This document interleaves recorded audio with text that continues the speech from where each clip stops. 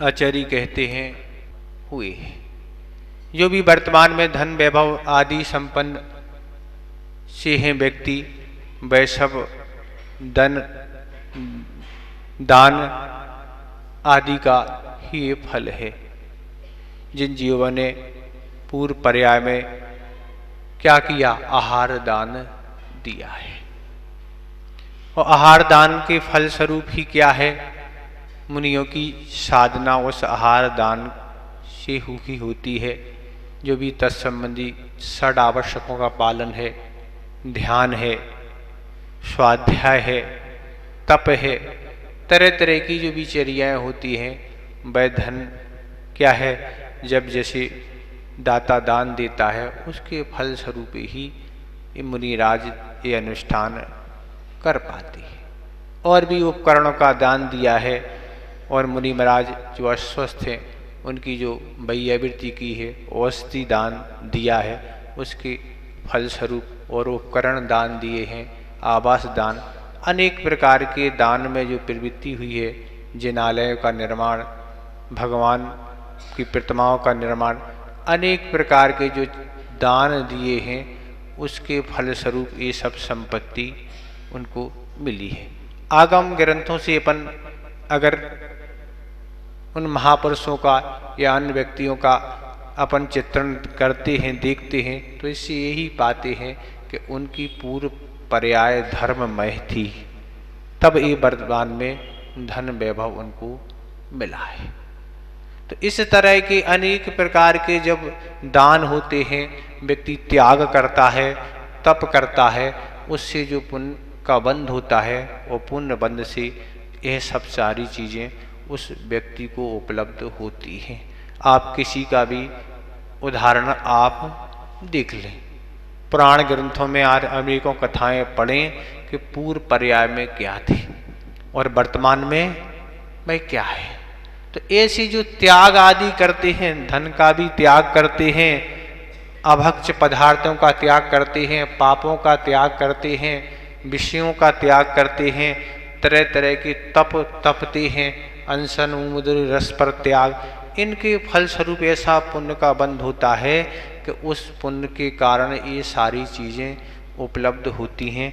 और इससे जो वंचित रहते हैं वह तो क्या है, दरिद्र घरानों में उत्पन्न होती है। ये पुण्य की महिमा इस तरह से आचार्य ने ग्रंथों में बताई है कि ऐसे धर्ममय जीवन जो व्यतीत करते हैं उनको ये सब फल मिलते हैं। पूर्व में सब जिनको मिला है वह इसका ही फल है। एक एक क्रिया, एक एक अनुष्ठान बहुत महत्वपूर्ण रखता है। लोग सोचते हैं कि महाराज हम ये करेंगे तो पुण्य मिलेगा कि नहीं, ये नहीं मिलेगा। तो हम तो यही कहते हैं कि अपनी कोई भी क्रिया और कोई भी अनुष्ठान कभी बेकार जाने वाला नहीं है। चाहे आप एक माला फेरो, चाहे आप भगवान की स्तुति करो, चाहे पूजन करो, चाहे आहार दान, कोई भी कार्य आप करते सुबह से शाम तक कभी भी करते हैं, वह सब पुण्य बंध के लिए कारण होता है। बस इतना जरूर सबको याद रखना, जिस अनुष्ठान का जैसा वर्णन आगम में लिखा हुआ है उस तरीके से अगर करते हैं तो ये सब चीज़ें मिलती हैं। अगर अपना लक्ष्य है, भाव है कि हमारी प्रसिद्धि बढ़े, ख्याति बढ़े, लोग हमारी जय जयकार करें, इसलिए अगर करते हैं तो उससे वह फल प्राप्त नहीं होता है। तो सबसे पहले तो यही है कि जो भी तप आदि जो भी कार्य किए जाते हैं, वह आचार्य ने एक ही बात कही है, उसका लक्ष्य एक ही होता है कि कर्मों का क्षय हो। क्या है? कर्मों का क्षय। 10 धर्म का स्वरूप जहाँ उमा स्वामी महाराज ने तत्वास सूत्र में लिखा है, उसी की टीका सरवार सिद्धि में आचार्य पूज्यपाद महाराज ने उल्लेख किया कि सब धर्मों के साथ उत्तम शब्द क्यों लगाया गया है। केवल कहते क्षमा मार दो, पर सबके साथ उत्तम शब्द क्यों लगाया है?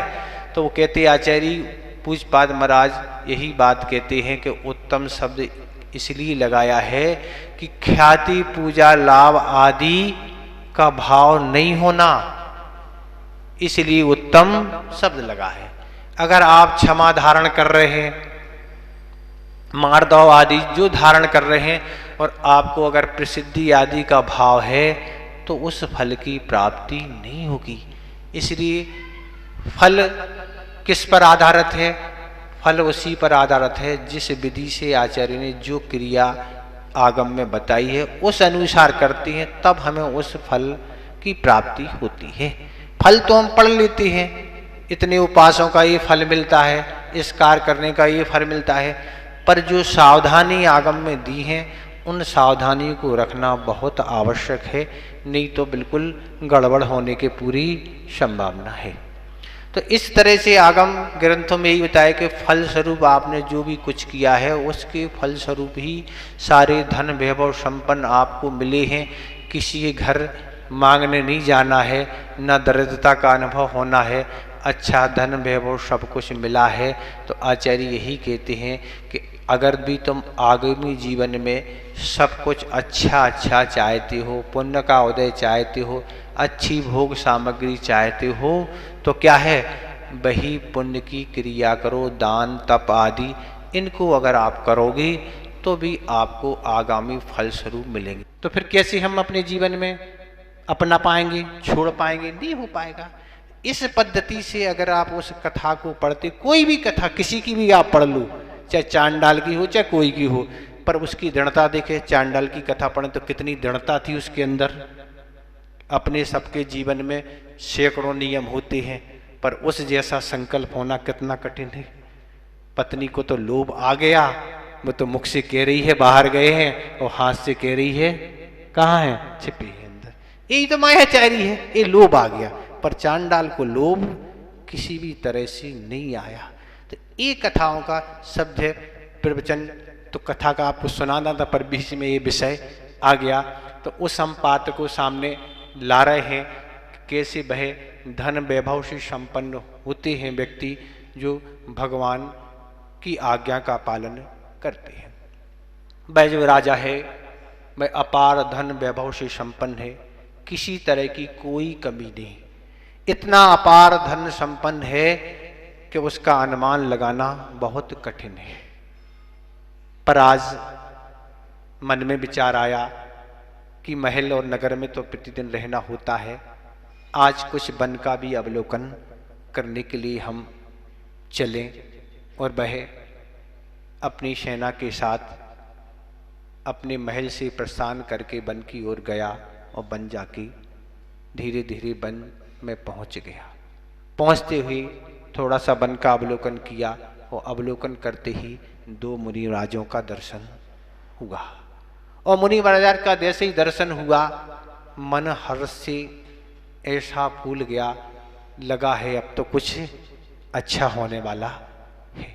क्योंकि धर्म का तो कोई ज्ञान था नहीं, धर्म क्या वस्तु है, ये सारी चीजें से बह रहित था। पर जाके मुनि महाराज को अच्छी विनय भक्ति पूर्वक नमस्कार किया, और जाके उनके चरणों में बैठ गया। पर विचार आया कि बड़े पुण्य युग से मुनि महाराज का दर्शन हुआ है, और ऐसा दर्शन तो बहुत दुर्लभ है।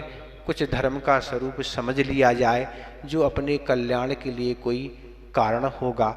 और मुनि महाराज से निवेदन कर दिया, महाराज हमें कुछ धर्म का स्वरूप आप समझाएं। मुनि महाराज ने भी अपने ज्ञान से लगाया, एव भव्य जीव है और आगामी जीवन में इसका कल्याण होना है, इसलिए उपदेश देना आवश्यक है।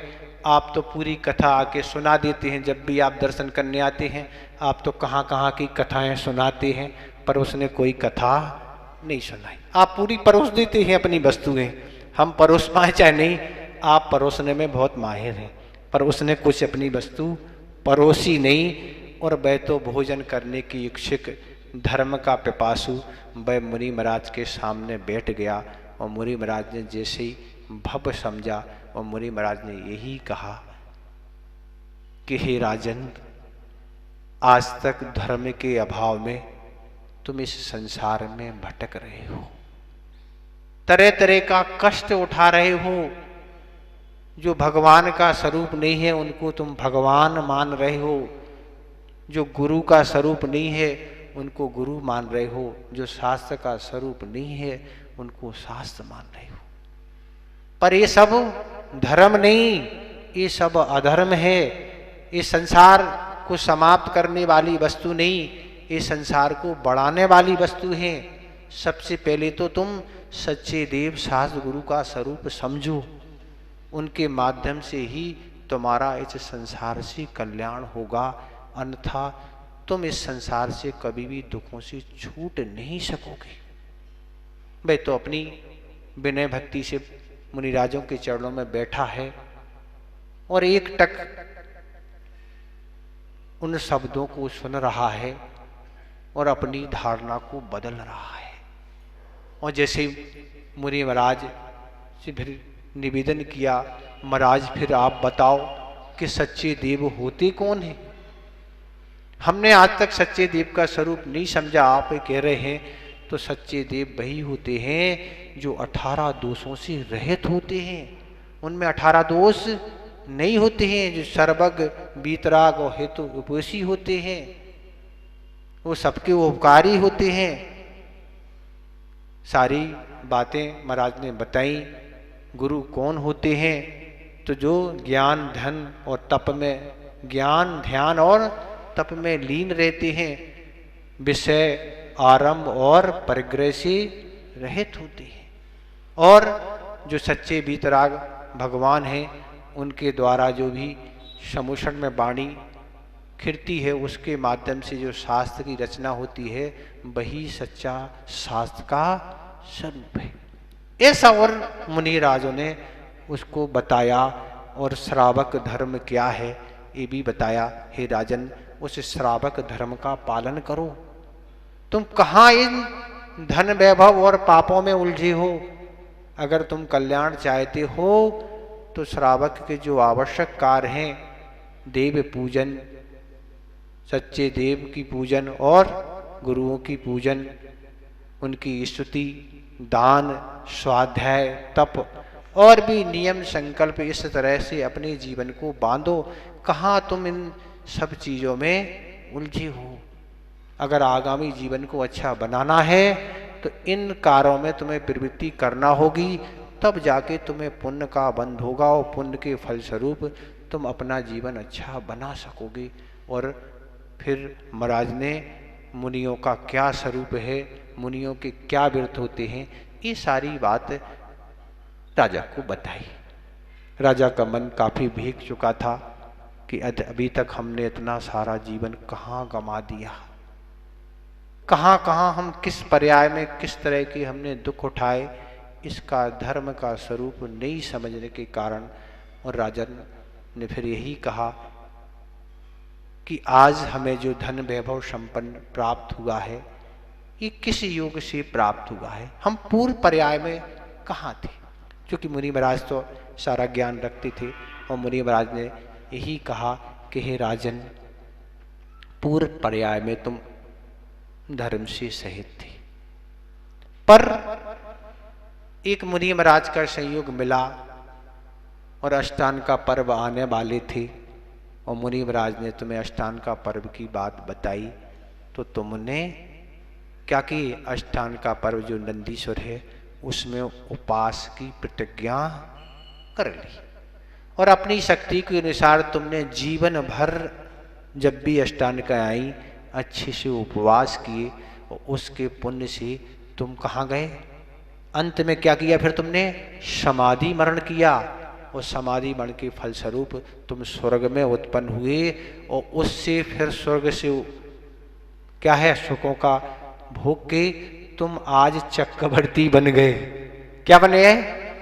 उस पुण्य का वो नंदीश्वर पर्व में जो तुमने उपवास किए थे, जो भगवान की आराधना की थी, जो आगम के अनुसार चर्या की, उसके फल स्वरूप तुम आज चक्रवर्ती पद मिल गए। चक्रवर्ती पद क्या है आप तो समझते ही हैं। ये तो अलग चक्रवर्ती बनते हैं, किस दिन के लिए? जितने दिन के विधान होते हैं। पर वो चक्रवर्ती कैसे होते हैं, वह तो आगम ग्रंथों में आपने पढ़ा होगा। जो किमिच्छित दान देते हैं, आपको जो जब आवश्यकता है तो देते हैं, पर उनका खजाना कभी खाली नहीं होता। अनेक प्रकार की निधियां, अनेक प्रकार की सुविधाएं, ये सब चक्रवर्ती के पास होती हैं। कुछ चीज़ें हमने कल आपको बताई थी, वो व्यक्तिगत भरत चक्रवर्ती के बारे में थी। पर ऐसे अपार जो पुण्य किया था, जो भक्ति की थी, उसके फलस्वरूप तुम्हें चक्रवर्ती पद मिला है। तो नंदीश्वर पर्व में जो भी पूजन अर्चना उपवास आदि करते हैं, तो ये तो हमने आपको सांसारिक वैभव की बात बता दी कि उल्फे फलस्वरूप ऐसे वैभव होते हैं। ये सांसारिक वैभव तो क्या है, भूषे के समान है। पर अगर उस चक्रवर्ती पद का त्याग करके इस रत्नत्रय को धारण करते हैं और कालगत योग है, सारी चीज़ें हैं, तो जाके मुक्ति को प्राप्त कर लेते हैं। यही तो नकल करना है, और क्या करना है, बस इतनी ही नकल आप करना सीख गए। अकल तो आप में है ही बहुत सारी, अकल की तो कोई कमी है ही नहीं, बस अकल और कहीं लगाए हुए है, तेईस अंतर है अकल का। आचार्य जी कहते मुनियों से अच्छा ध्यान तो गृहस्थ करते हैं, मुनि नहीं जानते ध्यान करके, गृहस्थ इतना अच्छा ध्यान करके जानता है कि मुनि क्या है, मुनि से अच्छा ध्यान गृहस्थ करते। कैसे करते हैं, कितना एकाग्र रहते हैं। बस अब ध्यान की बात कर रहे हैं, कौन सा करते वो अलग है। हम तो आपसे ध्यान इतना अच्छा करते हैं कि मुनि महाराज का मन चंचल हो सकता है, पर गृहस्थ का नहीं हो सकता। आचार्य महाराज एक उदाहरण देते हैं कि अगर कोई महिला किचन से बाहर है और उससे पूछा जाए फलानी वस्तु कहाँ रखी है, तो वो यथास्थान पूरी यथास्थान बता देगी।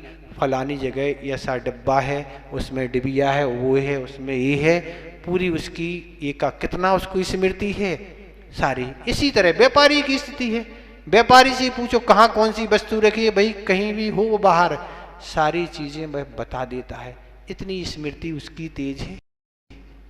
और ध्यान के मामले में जब और दूसरे कामों में ध्यान में लग जाते हैं, ऐसा मन एकाग्र होता है कि कहाँ क्या हो रहा है पता नहीं। बस आचार्य महाराज कहते बस ध्यान करना नहीं सीखना है, ध्यान को बदलना है। अभी जो ध्यान कर रहे हैं उसका डायवर्सन, परिवर्तन, बस इतना आपने कर लिया, बस आप भी क्या बन जाएंगे, सिद्ध बन जाएंगे, आपकी भी संसार की कथा समाप्त हो जाएगी।